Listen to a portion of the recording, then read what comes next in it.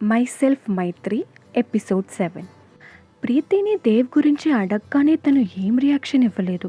I felt strange. అసలు నా మాటలు తనకు వినిపించలేదా లేదా ఇగ్నోర్ చేస్తుందా టాపిక్ని అని నాకే మైండ్లో క్వశ్చన్ ఉంటుంది.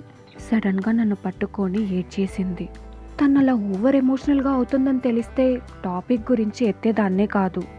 సారీ ప్రీతి, నీకు కంఫర్టబుల్గా లేకపోతే వదిలే, ఐఎమ్ సారీ ఫర్ దట్ అనగానే తను కాస్త కామ్ అయ్యి, లేదు ఐఎమ్ ఓకే మైత్రి, చాలా డేస్గా ఇగ్నోర్ చేశాను ఆ ఫీలింగ్స్ని, ఏమో నువ్వు సడన్లీ దేవ్ అనగానే ఒక్క సెకండ్ ఐ ఫెల్ట్ ఎమోషనల్ అని చెప్పి మెల్లగా తన ఫీలింగ్స్ని కన్ఫెస్ చేసింది.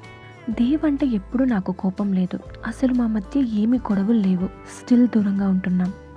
అక్కడ ఎలా ఉందో కూడా తెలియదు, అదే ఎక్కువ బాధగా ఉంది. మేమిద్దరం ఏం కొట్టుకోకపోయినా పెయిన్ మాత్రం ఇద్దరం తీసుకున్నాం అంతే, ఇంతకు మించి ఏమి చెప్పలేను, ఏమో అని మళ్ళీ ఎమోషనల్ అయ్యింది. ఇంకా నేను దేవ్ ఫోన్ చేశాడని డేర్ చేసి చెప్పలేకపోయా, బికాస్ నాకు అర్థం కాల సిచ్యువేషన్ హ్యాండిల్ చేసేకి.